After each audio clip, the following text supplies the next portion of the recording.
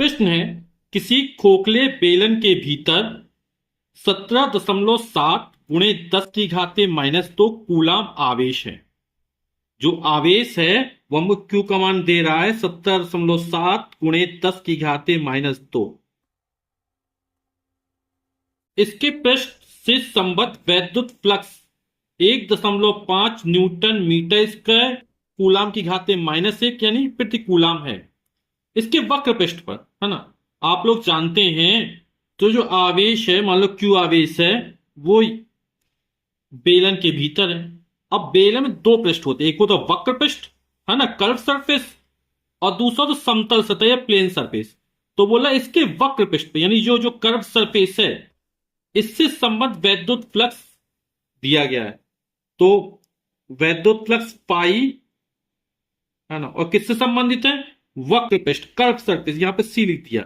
या तो आप वक्र पृष्ठ लिख सकते हैं या कर्व सरफेस यानी सी से लिख सकते हैं। और ये कितना दिया? 1.5 न्यूटन मीटर स्क्वायर प्रति कूलाम हो गया। ठीक है। इसके किसी एक समतल पृष्ठ से संबंध वैद्युत फ्लक्स ज्ञात कीजिए। हमें प्लेन सरफेस, यहां जो समतल सतह वो दो है ना, तो एक सतह से निकालना है। तो फाई का मान निकालना है हमको, और किस सतह से? प्लेन सरफेस, समतल सतह से निकालना है। यहां पे आप समतल भी लिख सकते हैं पी की जगह। ठीक है, पी मतलब प्लेन, प्लेन मतलब समतल। तो जो हमें वैद्युत फ्लक्स निकालना है वो एक समतल सतह से निकालना है। तो ये मान हमें ज्ञात करना है।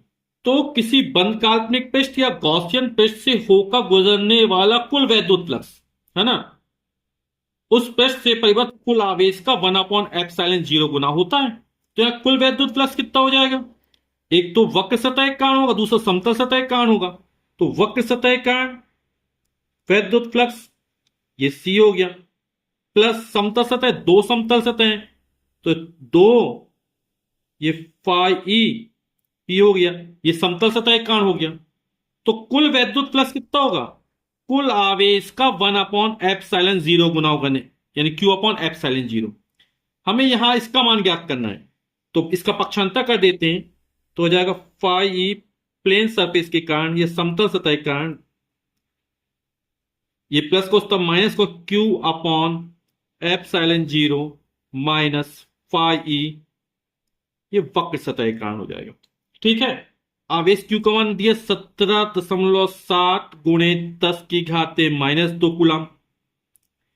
ε0 का आप मान जानते हैं, कितना होता है?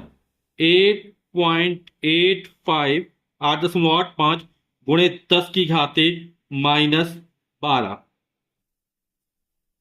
यहां पर जो आवेश का मान होगा वो 17.7 गुणे 10 की घाते -12 कूलाम का होगा। तो ये भी यहां पर 12 हो जाएगा। ठीक है। तो ये होगा 17.7 गुणे 10 की घाते -12।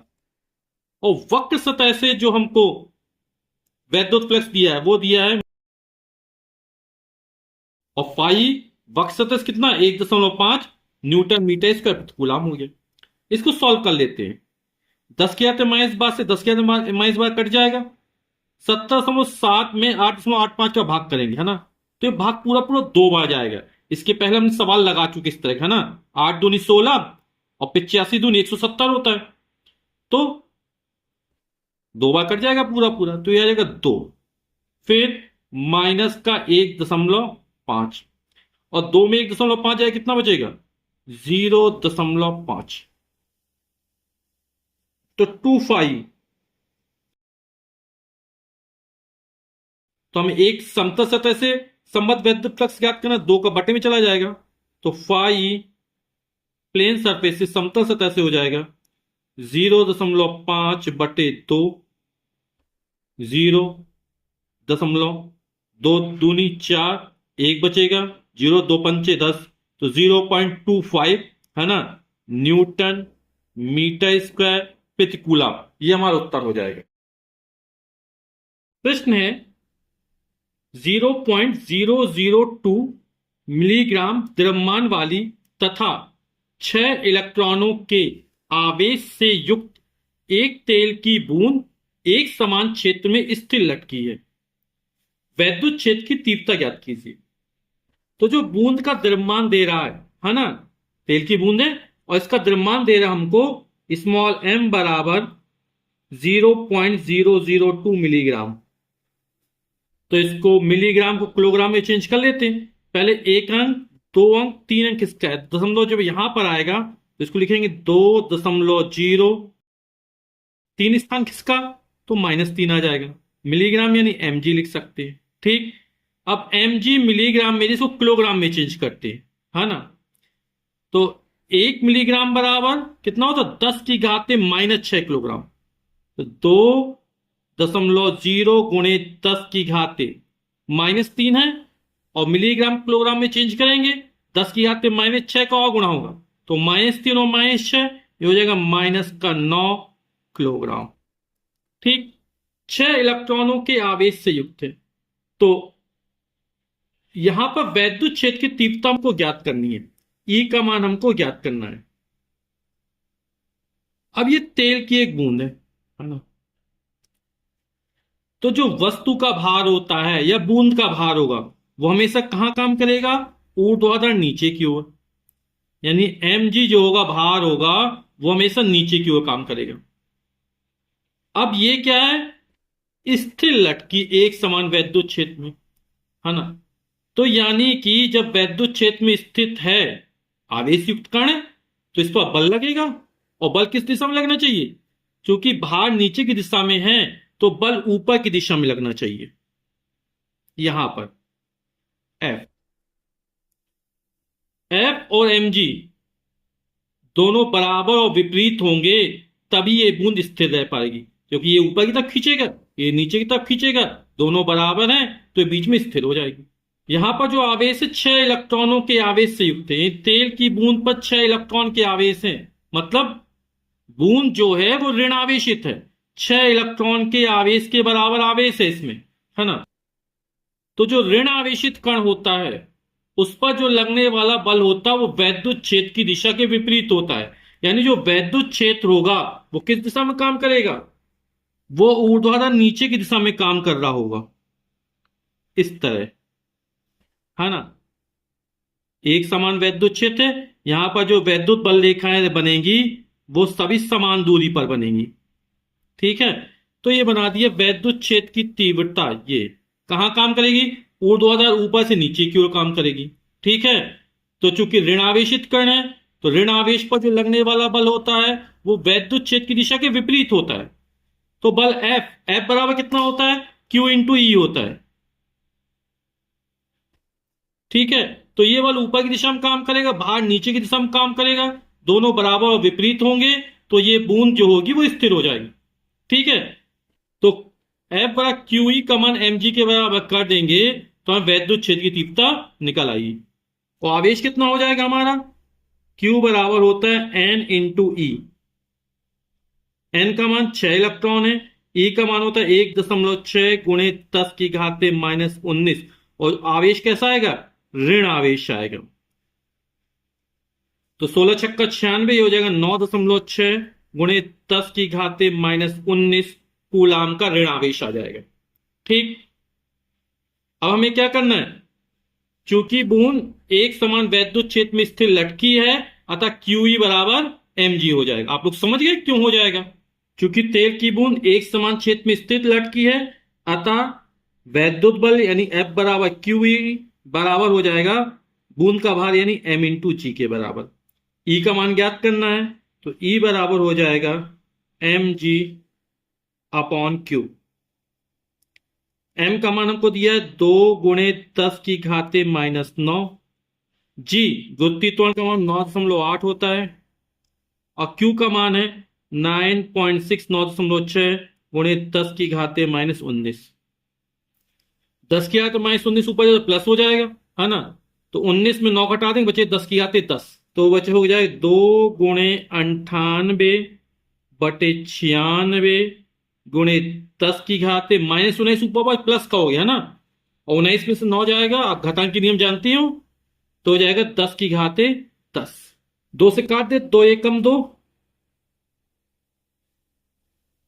बटे 2 चौके 8, 1 बचा 16, 2 अट्ठे 16 गुणे 10⁻10। फिर दो से कट जाएगा, दो चौके आठ, एक बचा, दो नाम 18, 49, दो दूनी चार, दो चौके आठ, गुणे 10 की घाते 10।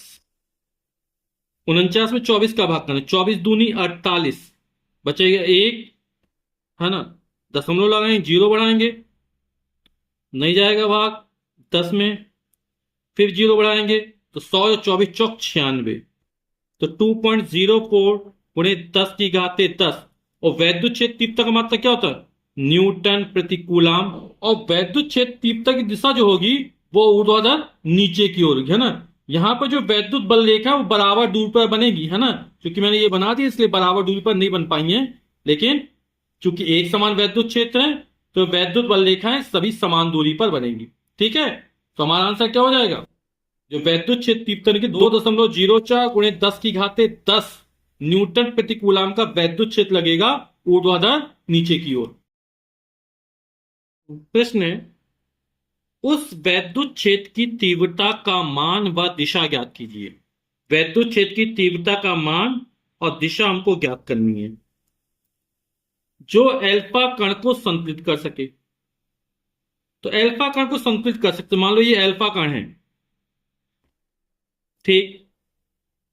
तो एल्फा कण का हमको द्रव्यमान दिया गया m, और ये कितना दिया गया, 6.68 गुणे 10 की घाते -27 किलोग्राम। और एल्फा कण पर आवेश दिया है, क्यू का मान हमको दिया गया है 3.2 गुणे 10 की घाते -19 कूलाम। धनावेशित कण है, तो एल्फा कण धनावेशित कण है ना। इस पर 2 इकाई का धनावेश होता है। किसी वस्तु का भार हमेशा कहाँ काम करता है, ऊर्ध्वाधर नीचे की ओर। एल्फा का द्रव्यमान हमने एम माना तो भार हो जाएगा एम जी। एम जी कहाँ काम करेगा, नीचे की ओर। किसी वस्तु का भार कहाँ काम करता है, हमेशा ऊर्ध्वाधर नीचे की ओर काम करता है। अब ये संतुलित कब होगा, जब इस पे लगने वाला वैद्युत बल, क्योंकि आवेशित कण है, वैद्युत क्षेत्र में स्थित है, तो इस पर बल लगेगा। और बल किस दिशा में लगना चाहिए, ऊपर की ओर लगेगा, तभी ये संतुलित हो पाएगा। तो लगने वाला वैद्युत बल F बराबर होता है Q इंटू ई। किस दिशा में काम करना चाहिए, ऊपर की दिशा में काम करना चाहिए। अब वैद्युत क्षेत्र की दिशा क्या होगी, है ना। जो धनावेशित कण होता है ना, उस पर लगने वाला जो बल होता है वो वैद्युत क्षेत्र की दिशा में होता है। और ऋण आवेशित कण होता है, उस पर जो लगने वाला बल होता है वो वैद्युत क्षेत्र की दिशा के विपरीत होता है। अब ये धनावेशित कण है, इस पर बल ऊपर की दिशा में लगना चाहिए, तो जो वैद्युत क्षेत्र की दिशा होगी वो ऊर्ध्वाधर ऊपर की ओर होगी। ठीक, ये हमारी वैद्युत क्षेत्र की दिशा होगी, क्योंकि धनावेशित कण है और धनावेशित कण पर लगने वाला बल जो होता है वो वैद्युत क्षेत्र की दिशा में होता है। ठीक, तो आप लोग समझ गए। तो वैद्युत क्षेत्र की दिशा क्या होगी, ऊर्ध्वाधर ऊपर की ओर होगी। अब ये संतुलित कब होगा, जब लगने वाला वैद्युत बल और इसका भार दोनों बराबर और विपरीत हो। ठीक, यानी क्यू ई बराबर कितना हो जाएगा, एम जी हो जाएगा। तो एल्फा का संतुलन की अवस्था में हो कब होगा, जब वैद्युत बल किसके भार के बराबर हो, यानी एफ बराबर क्यू इंटू ई बराबर होगा एम इंटू जी। हमें वैद्युत क्षेत्र तीव्रता याद करनी है, तो ई का मान निकालना है, तो ई बराबर हो जाएगा एम जी अपॉन क्यू। मान रख देते हैं, एम का मान है 6.68 इंटू 10 की पावर -27, 6.68 गुणे 10 की घात -27। जी का मान होता है 9.8, 9.8 अपॉन क्यू, कण पर आवेश है और कितना है एल्फा का 3.2 गुणे 10 की घाते -19 कूलाम का आवेश है।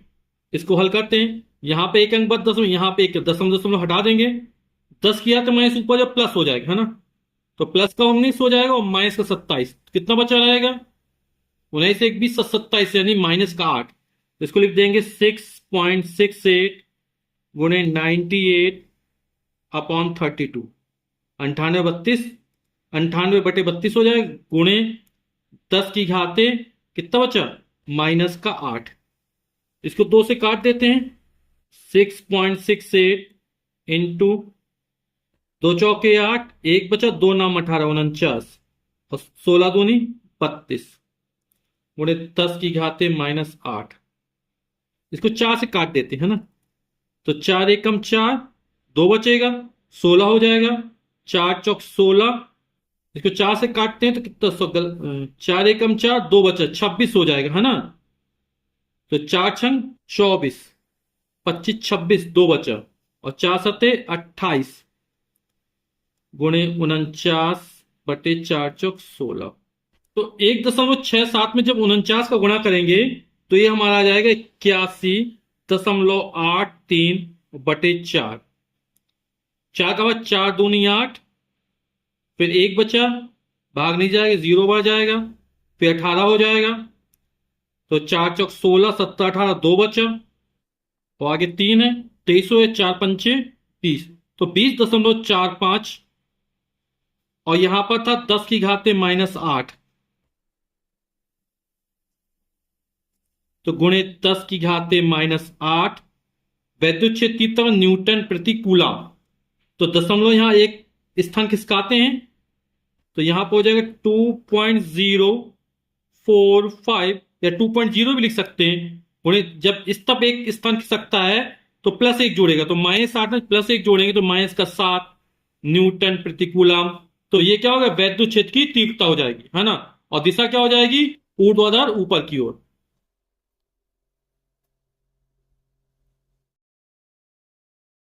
प्रश्न है 4.00 गुणे 10⁻5 न्यूटन प्रति कूलम परिमाण का एक ऊर्ध्वाधर वैद्युत क्षेत्र 1.00 गुणे 10⁻⁴ किलोग्राम की एक जल की बूंद को गिरने से रोकता है। बूंद पर आवेश का मान ज्ञात कीजिए। तो जो वैद्युत क्षेत्र है वो ऊर्ध्वाधर ऊपर की ओर है, तो ये वैद्युत क्षेत्र की तीव्रता जो है कैपिटल ई का मान ये ऊपर की तरफ दिया गया है ना। और कितना मान दिया गया ई का मान, ये हमको दिया गया है 4 गुणे 10⁻5 न्यूटन प्रति कूलम। ठीक, किलोग्राम। जल की बूंद का जो द्रव्यमान है यानी स्मॉल एम, वो हमको दिया 1.01 गुणे 10⁻⁻4 के ग्राम किलोग्राम दिए गए। बूंद पर आवेश का मान ज्ञात है, क्यू का मान हमको ज्ञात करना है। ठीक, अब ये कोई बूंद है, इसका द्रव्यमान स्मॉल एम है, तो बूंद का भार कहां काम करेगा, हमेशा ऊर्ध्वाधर नीचे की तरफ काम करता है। किसी भी वस्तु का भार क्या होता है, हमेशा ऊर्ध्वाधर नीचे की तरफ काम करता है, क्योंकि पृथ्वी प्रत्येक वस्तु को अपने केंद्र की तरफ आकर्षित करती है। तो भार ऊर्ध्वाधर नीचे की तरफ हो गया। अब लगने वाला वैद्युत बल कहां होगा, ऊपर की तरफ होना चाहिए, तभी बूंद गिरने से रुक पाएगी। तो ये हमारा वैद्युत बल हो गया F। ठीक, अब वैद्युत क्षेत्र ऊपर की तरफ है, वैद्युत बल भी ऊपर की तरफ लगेगा। क्यों लगेगा, जब ये जो बूंद होगी वो धनावेशित होगी। समझ रहे हैं ना आप लोग, वैद्युत बल ऊपर की तरफ कब लगेगा, जो धनावेशित कण होता है उस पर लगने वाला वैद्युत बल वैद्युत क्षेत्र की दिशा में होता है। तो हमें वैद्युत बल ऊपर की तरफ चाहिए ना, तो ये जो बूंद होगी, है ना, ये कैसी होगी, धनावेशित होगी। और यदि ऋणावेशित होती तो इस पर जो वैद्युत बल लगता वो वैद्युत क्षेत्र की दिशा के विपरीत दिशा में लगता। धनावेशित कण पर लगने वाला वैद्युत बल वैद्युत क्षेत्र की दिशा में होता है, जबकि ऋणावेशित कण पर लगने वाला वैद्युत बल वैद्युत क्षेत्र की दिशा के विपरीत होता है। यानी ये बूंद कैसी धनावेशित है, तभी इस पर लगने वाला बल वैद्युत क्षेत्र की दिशा में। तो वैद्युत बल ऊपर की तरफ, बूंद का भार नीचे की तरफ, दोनों बराबर विपरीत होंगे, तभी बूंद जल की बूंद के गिरने से रुक पाएगी, यानी संतुलन की अवस्था में आ पाएगी। तो जल की बूंद गिरने से रुकती है मतलब संतुलन की अवस्था में। और कब होगा, जब वैद्युत बल का मान भार के बराबर होगा। वैद्युत बल F बराबर क्या, Q इंटू ई बराबर होगा M इंटू जी के। हमें Q का मान ज्ञात करना, तो Q बराबर हो जाएगा M G/E। सबके मान रख देंगे। स्मॉल m का मान है 1 गुणे 10⁻⁻4, जी का मान 9.8 पृथ्वी का गोत्तीय त्वरण, ई का मान दिया 4 गुणे 10⁵5। कितना हो जाएगा ये 10⁵5, ऊपर पर माइनस हो जाएगा, -4 और -5 माइनस का 9 हो जाएगा, गुणे 10⁻⁻9। अब 9.8 में 4 का भाग करना, 4 दूनी 8, दशमलव लगा देंगे, 1 बचेगा, 18 हो जाएगा, है ना। 4 चौक 16, 17 18 2 बचा, 0 बढ़ा 4 पंचे 20। तो 2.45 गुणे 10 की घात माइनस 9 आवेश का मात्रक कूलम, यानी कि जो बूंद पर आवेश होगा वो 2.45 गुणे 10 की घात माइनस 9 कूलम का धन आवेश होगा। ठीक, यही हमारा आंसर हो जाएगा। 500 न्यूटन प्रति कूलम के वैद्युत क्षेत्र में जो वैद्युत क्षेत्र की तीव्रता ई हमको दी गई है वो है 500 न्यूटन प्रति कूलम के वैद्युत क्षेत्र में 10 की घात माइनस 4 सेंटीमीटर त्रिज्या की। तो त्रिज्या आर का मान दिया गया है हमको 10 की घात माइनस 4 सेंटीमीटर। अभी न्यूटन प्रति कूलम में सेंटीमीटर, सेंटीमीटर को मीटर में चेंज कर लेते हैं। आप जानते हैं 1 सेंटीमीटर और 10 की घात माइनस 2 मीटर होता है ना। जब सेंटीमीटर को मीटर 100 का भाग होता है ना, 100 10 की घात 2, ऊपर जब माइनस 2 हो जाएगा तो हो जाएगा 10 की घात माइनस 6 और किसमें मीटर में चेंज हो गया। ठीक, जब सेंटीमीटर को मीटर में बदलते हो 10 की घात माइनस 2 का गुणा करते हैं, माइनस 4 पहले से था तो माइनस 6 हो जाएगा। स्वतंत्र रूप से वायु में लटकी जल की बूंद के आवेश की गणना। बूंद पर कितना आवेश है, क्यू का मान हमको ज्ञात करना है। अब ये बूंद है तो बूंद का जो भार होगा वो हमेशा नीचे की तरफ काम करेगा। किसी वस्तु का भार होता है वो हमेशा ऊर्ध्वाधर नीचे की तरफ काम करता है। इस पर जो लगने वाला बल होगा ये कैसी है, स्वतंत्र रूप से वायु में लटकी है ना। तो वायु में स्वतंत्र कब लटकी रहेगी, जब वस्तु का भार यानी बूंद का भार नीचे की तरफ काम करेगा, फिक्स है। लगने वाला वैद्युत बल ऊपर की दिशा में हो, ये एफ, एफ बराबर होता है क्यू इंटू ई। तो ये जो ऊपर की दिशा में होगा, भार नीचे की तरफ होगा, दोनों बराबर और विपरीत होंगे, तो ये वायु में लटक जाएगी। अब इससे वैद्युत क्षेत्र की दिशा क्या होगी ना, यदि ये बूंद धनावेशित है, ठीक है, तब वैद्युत क्षेत्र की दिशा क्या ऊपर की दिशा में होगी, क्योंकि धनावेश पर लगने वाला बल जो वैद्युत बल होता है वो वैद्युत क्षेत्र की दिशा में होता है। तो हमने मान लिया वैद्युत क्षेत्र की दिशा ऊपर की तरफ है, तो ये बूंद कैसी होगी, धनावेशित होगी। यदि बूंद ऋणावेशित होती तो वैद्युत क्षेत्र की दिशा नीचे की तरफ होती, तभी वैद्युत बल ऊपर की तरफ काम करता। ठीक है, धनावेश पर लगने वाला वैद्युत बल वैद्युत क्षेत्र की दिशा में होता है, जबकि ऋणावेश पर लगने वाला वैद्युत बल वैद्युत क्षेत्र की दिशा के विपरीत होता है। वैद्युत बल और भार विपरीत दिशा में होने चाहिए। तो ये धनावेशित है बूंद, तो वैद्युत बल कहां लगेगा, ऊपर की दिशा में लगेगा, क्योंकि वैद्युत क्षेत्र ऊपर की दिशा में माना गया। ठीक है, तो आप स्वतंत्र है, बूंद धनावेशित लेंगे तो वैद्युत क्षेत्र दिशा ऊपर की तरफ हो जाएगी, बूंद ऋणावेशित लेंगे वैद्युत क्षेत्र की दिशा नीचे की तरफ हो जाएगी। फिलहाल इसकी अभी जरूरत नहीं है, हम इतना ध्यान रखना वैद्युत बल और भार क्या होंगे, विपरीत दिशा में होंगे। तो क्यू का मान ज्ञात करना है। ठीक, तो चूंकि बूंद जो स्वतंत्र रूप से वायु में लटकी है, अतः क्यू ई बराबर कितना हो जाएगा, एम जी, वैद्युत बल बराबर बूंद का भाग। क्यू का मान ज्ञात करना है, तो क्यू बराबर हो जाएगा एम जी अपॉन ई। ठीक, स्मॉल एम है बूंद का द्रव्यमान, और बूंद की आकृति गोली होती है, और गोले का आयतन क्या होता है, 4/3 पाई आर क्यूब।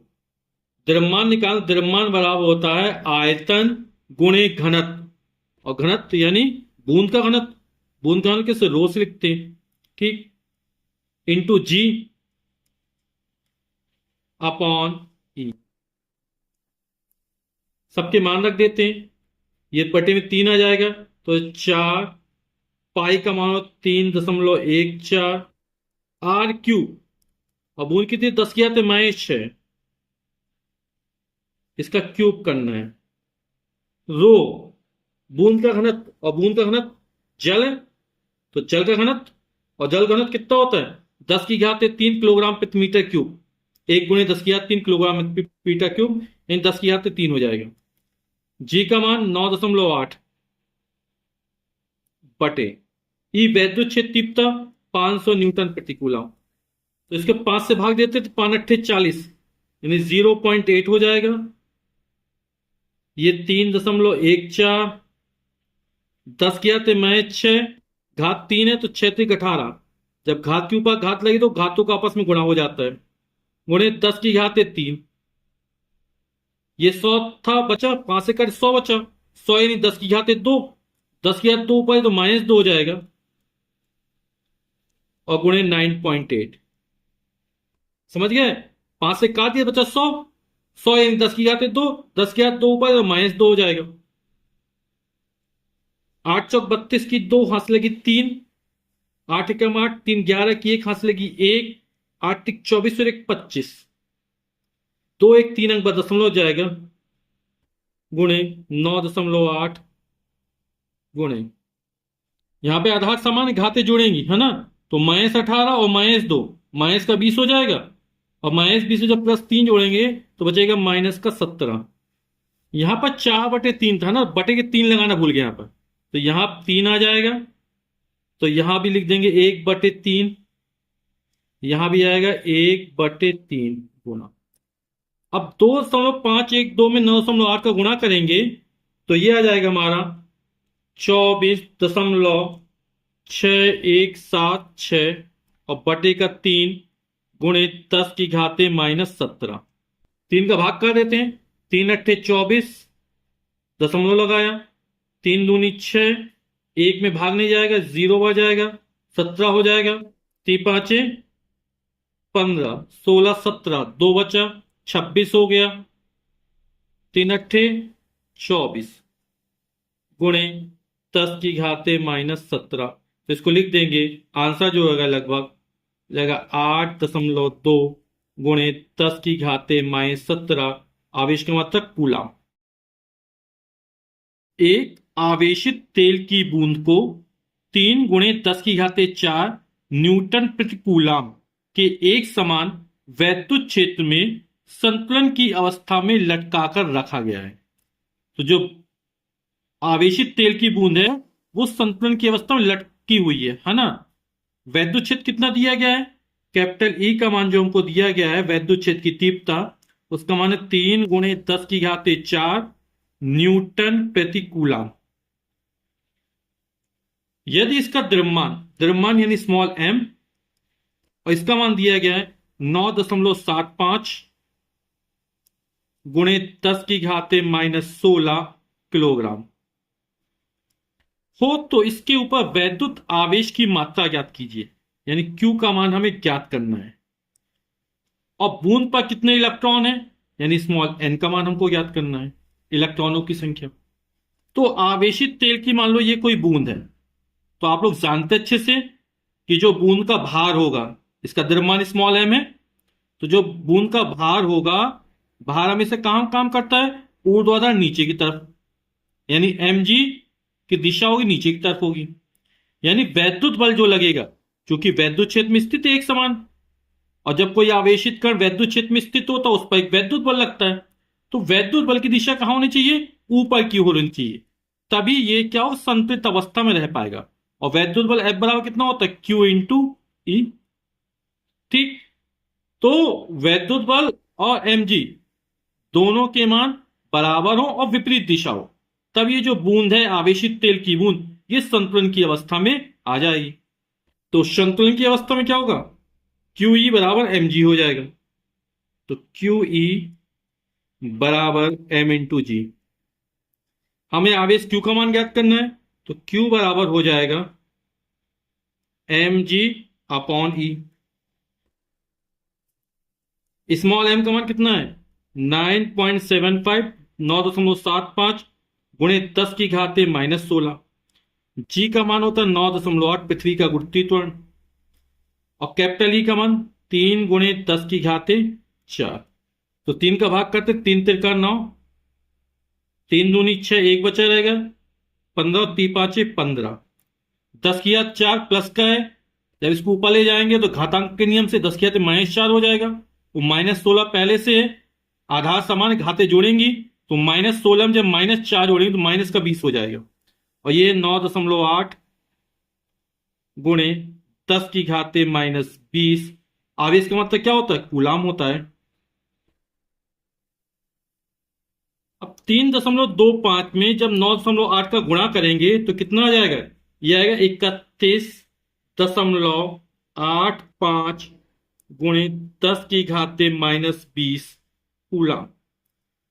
अब दशमलव यहां पर है, इसको एक स्थान इस तक खिसकाएंगे, है ना, तो क्या होगा, जब इस तक खिसकेगा तो इसमें एक जोड़ देंगे, तो ये हो जाएगा 3.185 गुणे 10 की घाते -20 में जब एक जोड़ेंगे तो होगा -19 कूलम। तो ये हमारे आवेश का मान निकल आएगा। तो पहला आंसर हमारा निकल आया। अब हमें इलेक्ट्रॉनों की संख्या निकालनी है कि बूंद में कितने इलेक्ट्रॉन हैं। तो आप लोग जानते Q बराबर N इंटू ई। तो N बराबर हो जाएगा Q अपॉन ई। Q का मान को ये दिया गया 3.185 गुणे 10 की घाते -19। ई एक इलेक्ट्रॉन पर आवेश कितना होता है 1.6 गुणे 10 की घाते -19। 10 की घात -19 10 की घात कट जाएगा, है ना। 16 दूनी 32। तो जो इलेक्ट्रॉनों की संख्या होगी वो पूर्णांक में निकलेगी ना। तो 16 दूनी 32, ये लगभग 3.2 के पास है। इसको सॉल्व करेंगे तो 1.99 के आसपास आएगा। तो हम निकटतम मान कितना मान 2 मान लेंगे, क्योंकि इलेक्ट्रॉन संख्या सही बटे में नहीं होगी ना, पूर्णांक होंगे पूरे। तो एन का मान हो जाएगा 2। तो इलेक्ट्रॉनों की संख्या निकल आएगी 2। तेल की एक बूंद जिस पर 12 अधिक इलेक्ट्रॉन है। तो बूंद पर 12 इलेक्ट्रॉनों की अधिकता है ना। और जब इलेक्ट्रॉनों की अधिकता होती है तब वस्तु पर कैसा आवेश आता है, ऋणावेश आता है ना। यानी तेल की बूंद कैसी है, ऋणावेशित है। 2.55 गुणे 10 की घाते 4 न्यूटन प्रति कूलम के एक समान वैद्युत क्षेत्र में स्थिर लटकी है। स्थिर लटकी मतलब वैद्युत बल और वस्तु का भार कैसे है, बराबर और विपरीत होना चाहिए। तो यहां पर स्मॉल n का मान हमको दे रहा 12। वैद्युत क्षेत्र तीव्रता E का मान हमको दे रहा है 2.55 गुणे 10 की घाते 4 न्यूटन प्रति कूलम, है ना। अब ये कोई ऋणावेशित तेल की बूंद है। ऋणावेशित क्यों, आप समझ गए होंगे, है ना। तो जो जिसका द्रव्यमान m है, तो भार कहां काम करता है, हमेशा ऊर्ध्वाधर नीचे की तरफ काम करता है।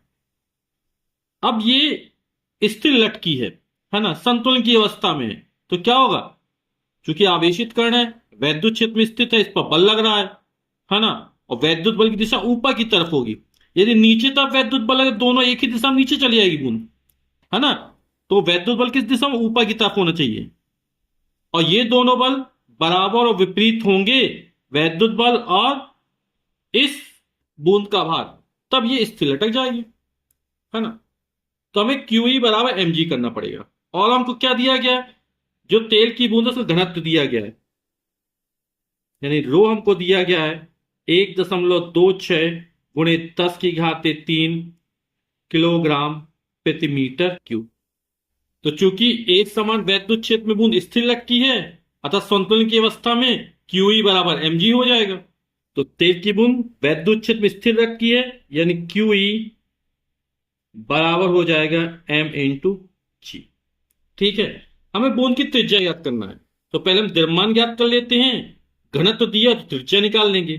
तो स्मॉल m बराबर हो जाएगा हमारा QE बटे में g चला जाएगा।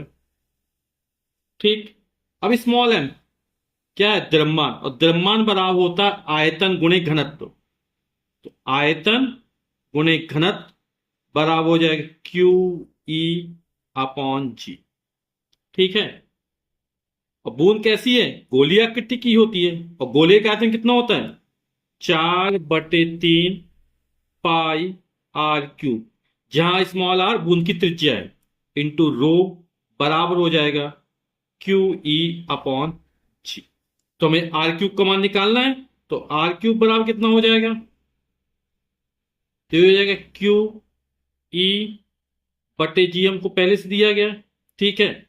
ये बटे के 3 ऊपर पहुंचेगा, 3 हो जाएगा, और बाकी ये संख्या नीचे आएगी, तो हो जाएगा 4 पाई और ये रो, आर के ऊपर 4 पाई और रो नीचे आ गया।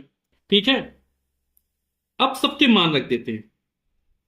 3 क्यू आवेश है, आवेश क्यू बार एन इंटू ई होता है। तो 12 इलेक्ट्रॉन की अधिकता थी, 12 ई का मान होता है 1.6 गुणे 10 की घाते -19। ठीक। ये क्यू की जगह क्यू बराबर एन इंटू ई। एन का मान 12 इलेक्ट्रॉन की अधिकता थी, वो रख दिया, ई का मान रख दिया। कैपिटल ई कैपिटल ई के मान को दिया 2.55 गुणे 10 की घात 4 बटे 4। जी का मान होता है 9.8, 9.8। पृथ्वी का गुरुत्वीय त्वरण। पाई, पाई का मान 3.14। और रो, तेल का घनत्व हमको दिया गया है 1.26 गुणे 10 की घात 3 किलोग्राम प्रति मीटर क्यूब। 4 एकम 4, 4 तिया 12, 3 बार जाएगा और 3 में 3 का और 3 तिरका 9 हो जाएगा। 4 तिया 12, 3, 3 तिरका 9 हो गया। ठीक, गुणे 1.6 गुणा 2.55। ठीक, गुणे 10 की घात -19 है और ये 4 है। 10 की घात गुणा होगा, आधार समान घातें जोड़ेंगी तो -19 से जब प्लस का 4 जोड़ेंगे कितना बचेगा? -15 बटे,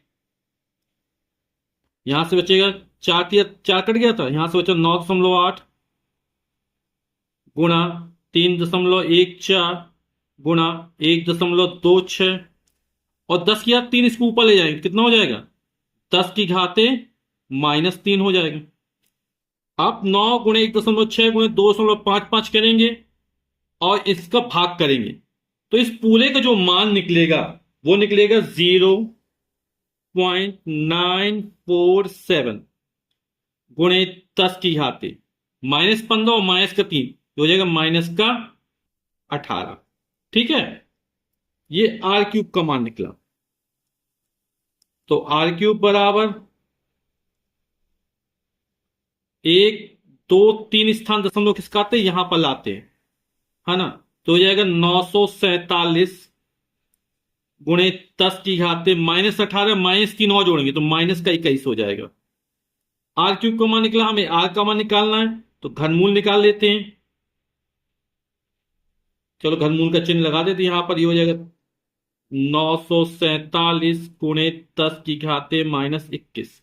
947 का जो घनमूल निकलेगा वो निकलेगा लगभग 9.82। आप 9.82 का 3 बार गुणा करेंगे तो लगभग 947 आ जाएगा। और 10 की घात -21 है ना, यानी 10 की घात -7 गुणे 10 की घात -7 गुणे 10 की घात-7, तो 10 की घात-7 आर का मान निकल आया, है ना। तो किस में निकला? ये मीटर में। हमें आंसर किस में? मिलीमीटर में दिया गया। 1 मीटर बराबर होता है 1000 मिलीमीटर। 1000 यानी 10 की घात 3, तो मीटर को जब मिलीमीटर में चेंज करें 10 की घात 3 का गुणा कर देंगे, है ना। तो -7 और 10 की घात 3, तो -7 में 3 जोड़ेंगे तो माइनस का 4 बचेगा, तो 9.82 गुणे 10 की घात-4 मिलीमीटर। 0.1 मीटर त्रिज्या के, तो जो त्रिज्या दी गई है स्मॉल r का मान वो हमको दे 0.1 मीटर। एक गोली चालक को कितना आवेश दिया जाए? आवेश Q का मान हमको ज्ञात करना, कितना आवेश दिया जाए। कि चालक के पृष्ठ पर वैद्युत क्षेत्र की तीव्रता 900 न्यूटन प्रति कूलाम हो, यानी वैद्युत क्षेत्र तीव्रता E का जो मान दिया गया है वो 900 न्यूटन प्रति कूलाम हो। तो यहां पर ये मान लो गोली चालक है, ये त्रिज्या है, दूरी का मान जो त्रिज्या होगी वही दूरी कहलाएगी। तो आप जानते हैं वैद्युत क्षेत्र की तीव्रता का सूत्र क्या होता है? E बराबर होता है 1/4πε0 Q/r²।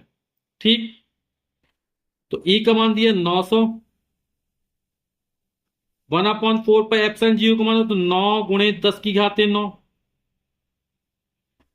Q का मान हमको ज्ञात करना है r², 0.1 का वर्ग, 0.1 का वर्ग कितना हो जाएगा ये। Q का मान निकालेंगे तो Q बराबर हो जाएगा 900 गुणा 0.1 का वर्ग 0.01 बटे, ये पूरी संख्या नीचे आएगी, हो जाएगा 9 गुणे 10 की घात 9। 900 एकम 900, 2 अंक किसका आएंगे? दशमलव, तो यहां पर आएंगे 9.09 बटे 9 और 10 की है तो 9 ऊपर जाएगा तो हो जाएगा -9। 9 से 9 कट जाएगा, 9.0 जो है 9, कितना, 1 आएगा, है ना। तो 1 × 10 की घात -9, 10 की घात -9। आवेश का मतलब क्या होता है, कूलाम।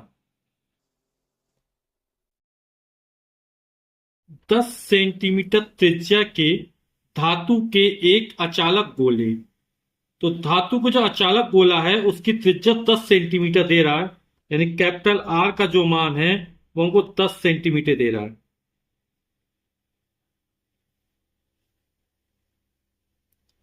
एक माइक्रोकूलाम का आवेश एक समान रूप से पूरे आयतन में वितरित है। तो चूंकि आवेश पूरे आयतन में वितरित है, तो यहां पर आवेश का आयतन घनत्व का प्रयोग किया जाएगा, है ना। आवेश कितना दे रहा, क्यू का मान है 1 माइक्रोकूलम। 10 सेंटीमीटर बदलेंगे, तो जब सेंटीमीटर को मीटर बदलते हैं तो 10 की घात -2 का गुणा कर देंगे तो मीटर बदल जाएगा। 10 यानी 10 की घात 1, है ना। आधार समय घातें जोड़ेंगी तो बचेगा 10 की घात -1, या दशमलव यहां माने एक अंक खिसकाएंगे तो +1 जुड़ जाएगा, तो -2 में जब +1 जोड़े तो -1, ये मीटर हो गया। और 1 माइक्रो कूलाम बराबर होता है 10 की घात -6 कूलाम। इसके कारण वैद्युत क्षेत्र की तीव्रता ज्ञात कीजिए। तो चूंकि यहां पर हमने चर्चा की थी भैया कि जो आवेश है वो अचालक गोले में पूरे आयतन में वितरित है, तो यहां पे क्या लेंगे, आवेश का आयतन घनत्व निकालेंगे पहले। आवेश के आयतन घनत्व को रो से लिखते हैं, और रो बराबर क्या होता है, आवेश यानी क्यू बटे आयतन यानी बी। अब बी क्या है, अचालक गोले का आयतन है, और गोले का आयतन कितना होता है, 4/3 पाई आर क्यूब।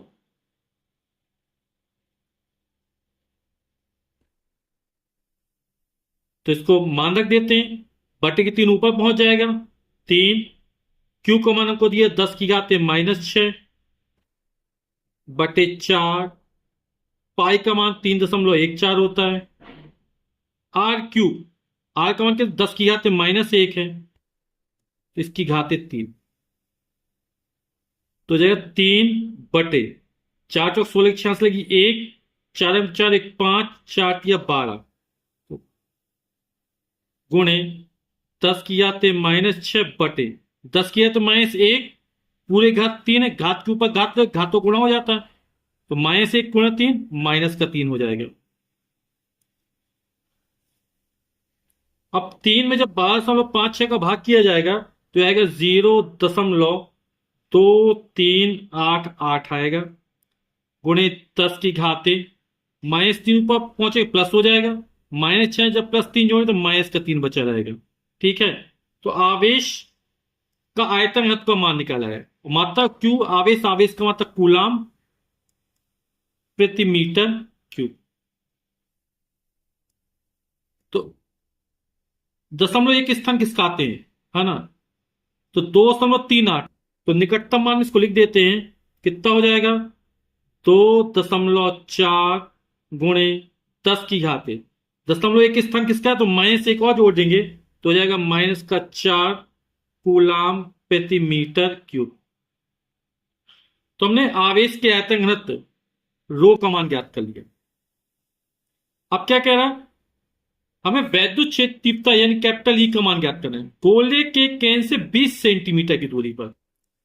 जो गोले की त्रिज्या है वो 10 सेंटीमीटर है ना, और 20 सेंटीमीटर ज्ञात करना है, यानी क्या हो जाएगा, गोले के बाहर होगा, यानी जहां वैद्युत क्षेत्र की तीव्रता ज्ञात करनी वो कहां पर ज्ञात करनी, बाह्य बिंदु पर ज्ञात करनी है अपन को।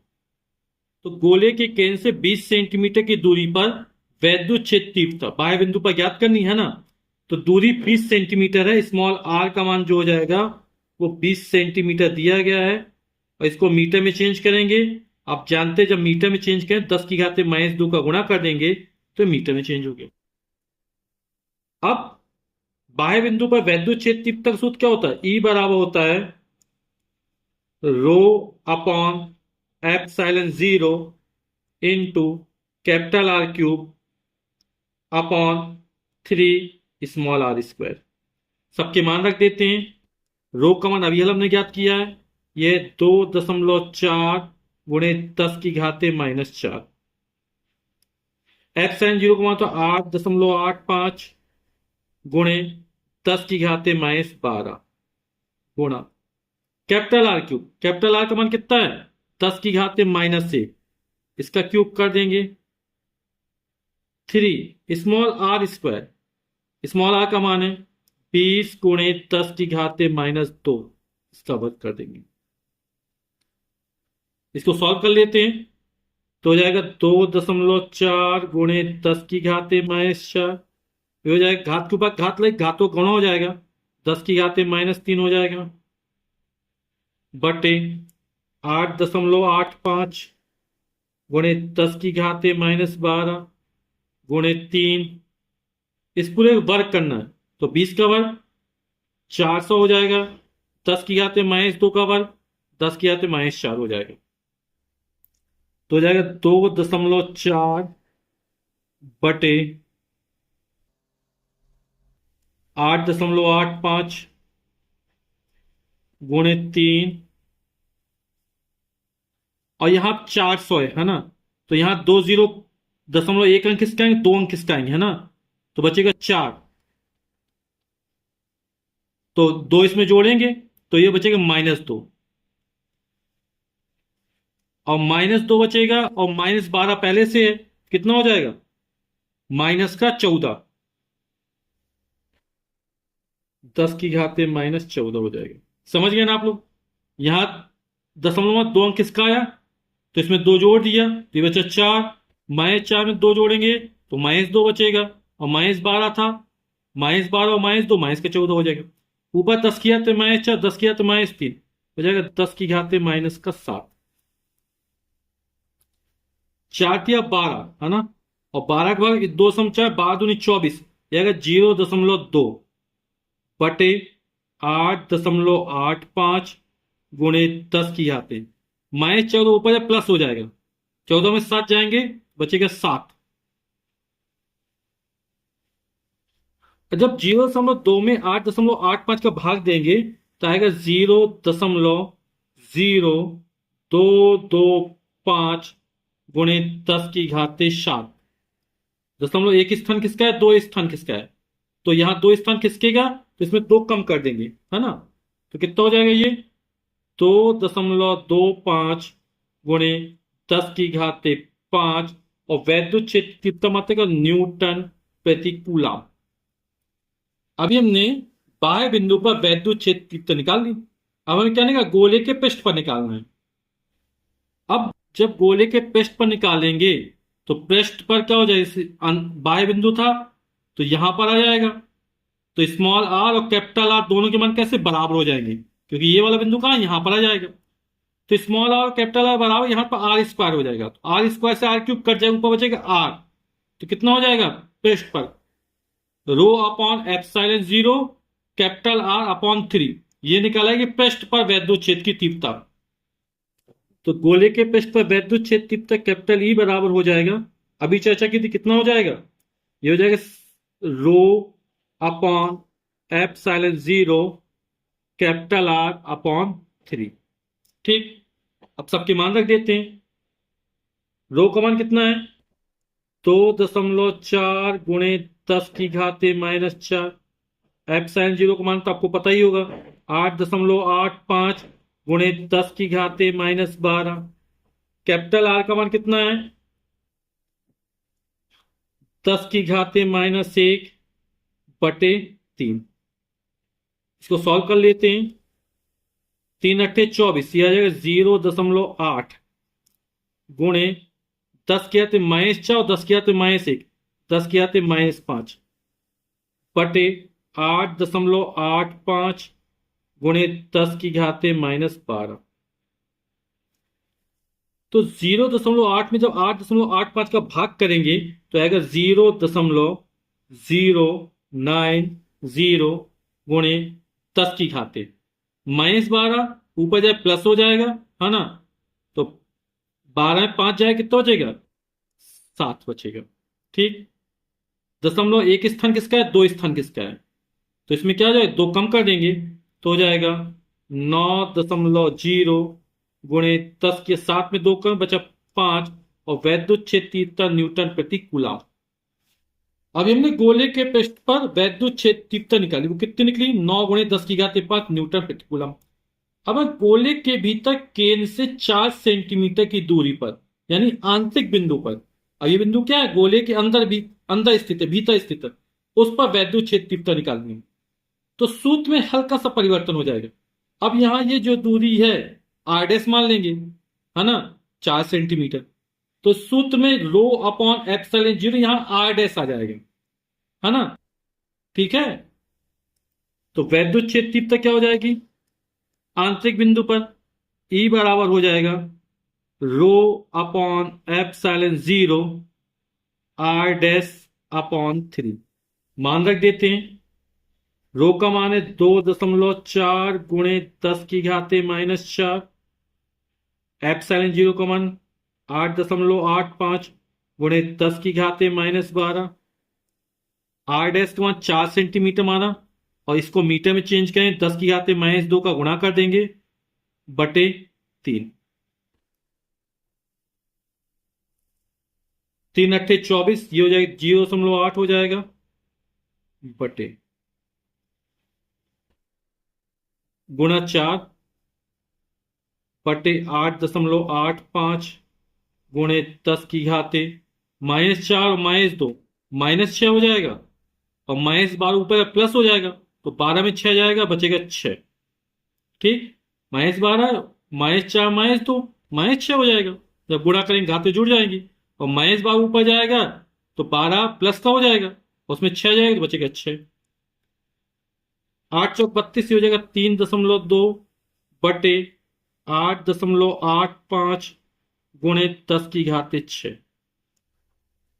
जब 3.2 में 8.85 का भाग करेंगे तो हम दो स्थान तक लिखते हैं, 0.36 आएगा ये, गुणे 10 की घात 6।